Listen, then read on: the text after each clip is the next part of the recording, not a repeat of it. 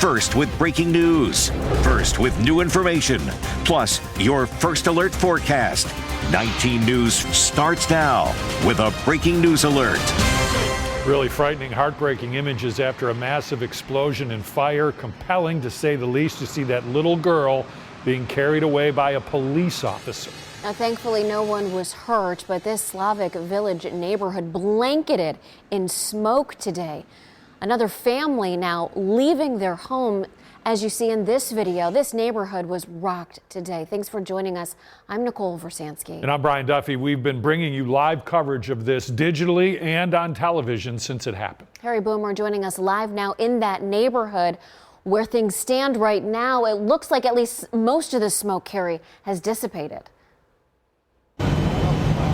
Yeah, the firefighters have really done a good job in terms of putting out the fire, and of course still pouring water on it right now, as you can see, to try and keep hot spots from flaring up. 19 News had the first crew on the scene as this house continued to burn, even as units from several fire departments battled the blaze. I spoke with the public information officer for the Cleveland Fire Department, Mike Norman. This is what he had to say about all of this. It appears to be a gas explosion, but it's going to be under investigation at this time. But that would make sense for what it did. And once they got the gas shut down, then the fire, we had some residual fire that was being fed by that gas. Once the gas company got on scene and shut that down, that put that fire out.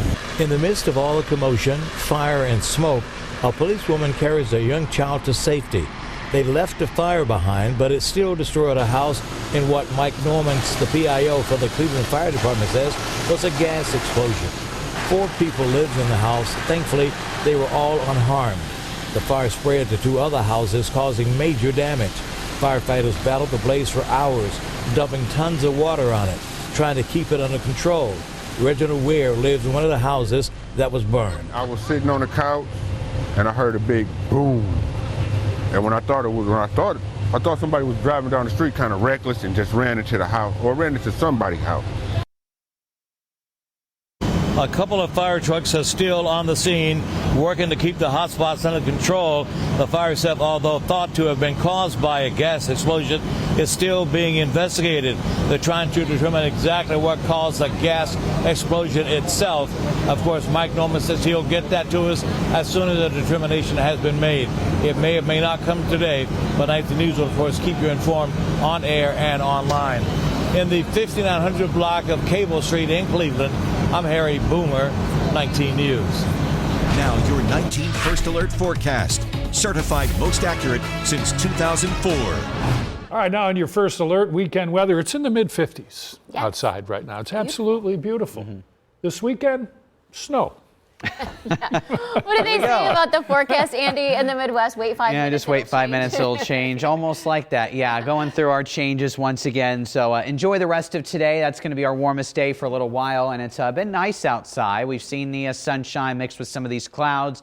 Easy going in Avon on 90 here, and the wind is settling down a bit as well. It's been a bit of a breezy day. Those southwest winds aiding in temperatures like this well into the 50s on this Friday afternoon. In fact, even a little bit warmer than compared to down south. Now, this will flip tomorrow afternoon. Our coolest spots will be along the lake shore. Meanwhile, we'll stay into the 50s in some of our southern zones. So not looking too bad for all of us today. Scattered clouds out there, but staying dry. And as we do head through the rest of this evening, we will see those temperatures generally drop and then stay fairly steady, honestly. Still a bit of a breeze from time to time. You notice that south wind picking up a bit more as we head through the overnight hours. I also can't rule out a very brief shower overnight. Rain, of course, but not going to last too long. It's tomorrow night, Saturday night and a Sunday morning. We have the opportunity for a bit of snow as we see those temperatures that will be much colder. So warmth will be fading away. Enjoy the rest of today. I am tracking a bit of snow Saturday night. I'll give you the timing and the updated amounts. Plus, we're talking about a spring-like pattern next week. Warmer temperatures, but also lots of rain. First Alert 7-day, and we'll include your double weekend coming up in just a bit. First of 4, changes in an Ohio law could force 2 local high schools, bitter rivals right now, to merge. The district says it is a last resort, but it could be a reality soon. 19 News reporter Catherine Huntley joins us to explain. 3 new state laws have caused a massive pinch point for the Willoughby-Eastlake School District, which stands to lose $22 million over the next 5 years. Now the school board is working to figure out how to close that gap. The new state laws are designed to give voters property tax relief. However, the district says it will massively impact their bottom line. The treasurer for Willoughby-Eastlake saying merging the 2 newly built high schools will be the last option if they can't get more money. That would be, certainly the last-ditch effort if, there was no other choice. Voters could also be asked to support a levy to help them close the gap and avoid a high school merger. The district is hoping people will rally to support them. I'd encourage everyone to, get out there and advocate on behalf of their school district and their kids and let them know, they value their 2 high schools, their public schools, their kids, and the education that we provide for them. I also reached out to the local school board. In a statement, the president of the board said, "We are at the beginning of a long conversation with our community about how we continue to advocate for our students and the educational opportunities we currently provide. Ultimately, together we'll determine the best path forward for Willoughby-Eastlake schools over the coming months and year." In Willoughby, Catherine Huntley, 19 News. Shoppers and employees were evacuated from the Giant Eagle in Chardon this morning because of a gas leak. So the parking lot was closed while crews were able to come in and make the repairs. It really didn't take long. We're told the gas leak was fixed this morning and Giant Eagle reopened shortly afterwards. There are no reported injuries. We have a 19 missing alert. Cleveland police trying to find a teen who may be in danger. This is Christopher D. Waller Jr. He was last seen in the area of East 146th Street yesterday. Christopher has a scar on his right cheek. Was last seen wearing a black hoodie, black pants, black Crocs, and a blue hospital mask. Anyone with information should call the police. Now your 19 First Alert traffic update. Well, if you're going to be in the Cleveland area in Slavic Village, again, just avoid those first responders that are still working on Cable Avenue, just east of Broadway Avenue. As you saw from Mr. Boomer's live shot, you can see that there's still crews around. Again, you want to be sure that you're just giving them that space to work and also while avoiding the smoky conditions. But there's also an issue in this area, but this is impacting drivers that are trying to get onto the ramp that goes from 77 northbound to Pershing Avenue. So I'll take you at a live look where 77 is just around Pershing, and you can see that we have several first responders that are actively working to clear this crash that is on the far right side of 77 northbound, both here and then right up at that ramp here. There are also a multitude of people that are walking around, not just trying to clear that crash, but also in that grassy area. So just try your best to go slowly and safely around everyone that's there as you can. But there's several other crashes that are throughout Northeast Ohio. So I want to bring you to 77 southbound where I'm seeing slowdowns because of a crash that's in the Richfield area just south of where 77 meets 271 here. Delays are going to be just around 5 minutes with speeds around 30 miles per hour. And again, this is impacting drivers that are heading south on 77 with those backups starting in that usual slow spot of that intersection just around 271. Well, very soon, people in Elyria will have to wait even longer to get their mail. 19 News reporter Stephen Hernandez tells us about new changes that are also raising some safety concerns. Everybody needs the mail. Yes, they do. Shawan Henry is a lifelong Elyria neighbor, but her 40 years in town couldn't have prepared her for the new updates from the post office. Mail carriers could soon be dropping off her mail at night. That's crazy because at that time, I want to be home with my family. Starting on March 7th, Elyria's mail carriers will have a new, later start time of 9 in the morning. David Lozano, president of Branch 196 of the National Association of Letter Carriers, says the new changes can snowball into after-dark delivery times. Because we're understaffed on the carrier side, a lot of people are working overtime over there, so that puts them later into the evening. Lozano says the new changes are so drastic, mail carriers will have to rearrange their lives. We do have single parents, and now they have to find daycare facilities that are open later for them. So, and that's sad, and daycare is high, and it's hard, to trust somebody with your babies. Lozano says negotiations between mail carrier unions and the post office are currently ongoing on a national level. As a spokesperson for USPS, says start times have been adjusted to better align with our operations. As for Lozano, he sees this as a manpower issue. I don't know why they're sitting on their hands and not staffing properly. As letter carriers get ready for the change, they're advising neighbors to not be afraid if you see a man or woman in uniform walking through your neighborhood a little later than usual. And the customers might not be expecting, someone on their property at these times, these unconventional times. My porch light will be on, and I'll be looking out, for the mail people. In Elyria, Stephen Hernandez, 19 News. Well, this week we got a good look at what the Browns in Brook Park are planning for the massive indoor stadium project. That will be part of a new stadium showdown tonight at 6:30. Stream it on 19 News Plus, Apple TV, Fire TV, Roku, and on YouTube. Caught on camera, a local police canine tackles a man to the ground after a pretty wild and dangerous chase. Noel Williams takes us through the video, the shocking confession he made to first responders. Park Police posted this video online of 39-year-old Bradley Lester's arrest as a canine took him to the ground Wednesday evening. 19 News is stopping the body cam video here before Canine Murph takes him to the ground and bites his arm. This was just moments after police tried stopping Lester for active warrants of theft around 8:30 p.m. Next, he takes off and crashes into two passengers in a 2021 Ram 1500. This happening at the intersection of Sheldon and Fry Roads. Then he tries to make a run for it, but didn't make it very far. It was behind this building where police say Lester was taken down by Canine Murph, then treated for the dog bite. Now, according to this police report by Brook Park Police, they say that Lester voluntarily admitted that he had taken methamphetamine and bath salts before getting behind the wheel. The report says one of the passengers in the Ram was treated for minor injuries. However, Lester was taken to Southwest General Hospital to be evaluated before heading to the North Royalton Jail. Court records show he was arraigned and is facing several charges, including driving under the influence of drugs and fleeing an officer, which is a felony. In Brook Park, Noel Williams, 19 News. The Consumer Product Safety Commission issued a warning for more than 40,000 pressure cookers. The Gourmia 6-quart pressure cookers were sold between 2017 and 2020 at Best Buy and online. So these are a little older. The lid can open while it's still pressurized, causing hot contents to come spraying out.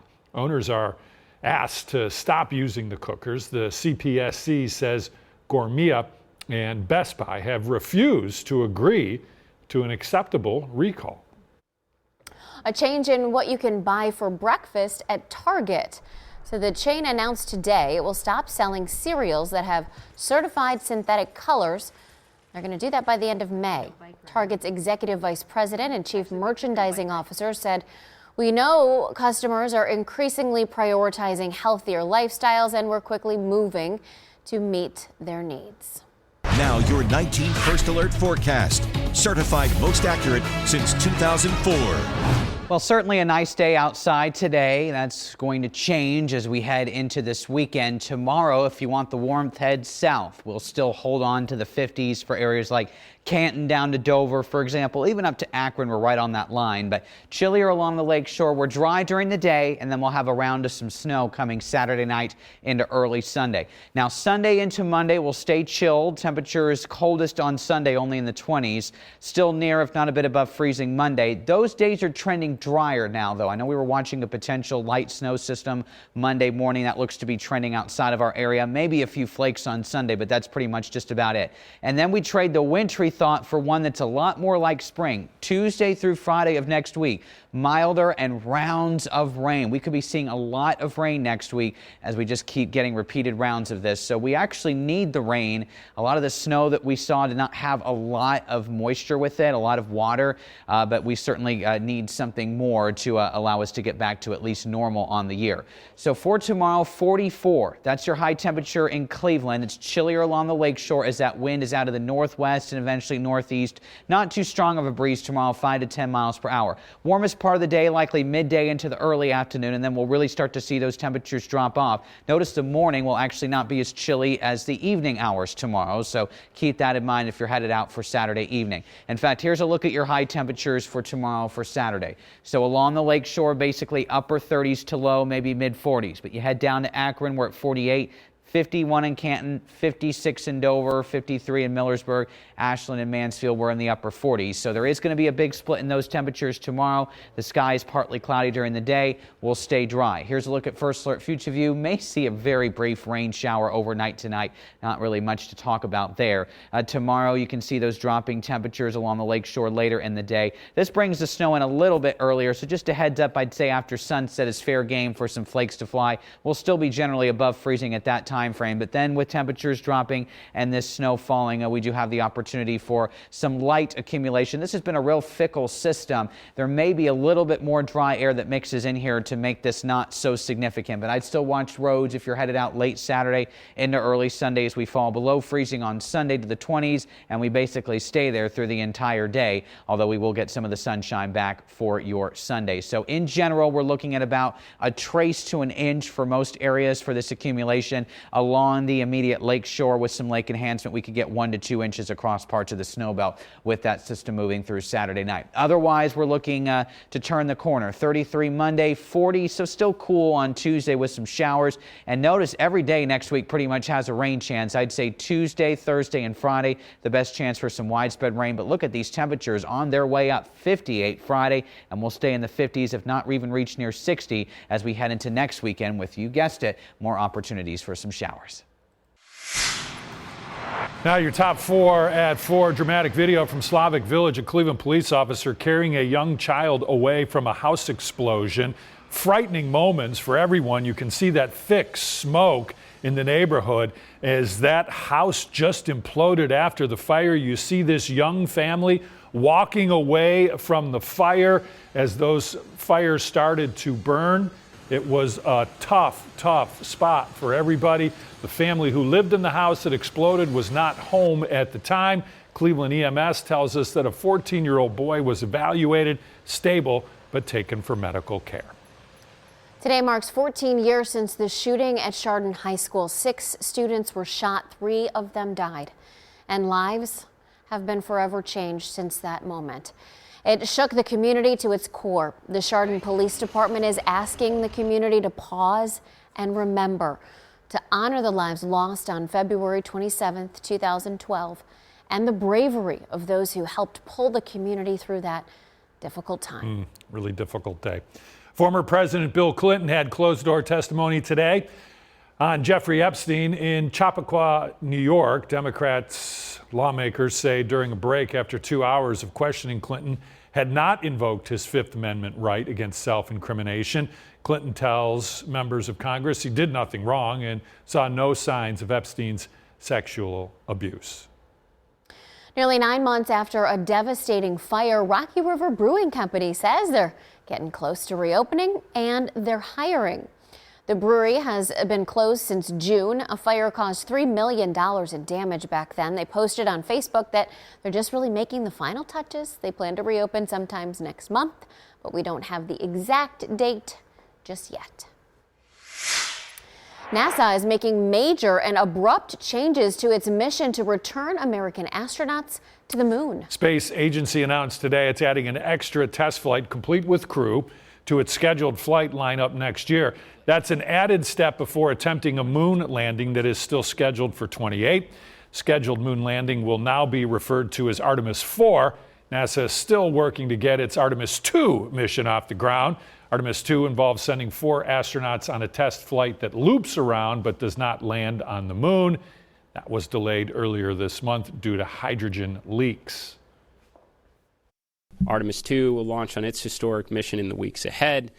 Artemis 3 will have its opportunity, if we can, by mid-2027, which sets us up for an early 28 and a late 28 opportunity. Artemis 2 mission would send 4 astronauts on that loop but not land on the surface. NASA is now eyeing an April launch for that test flight.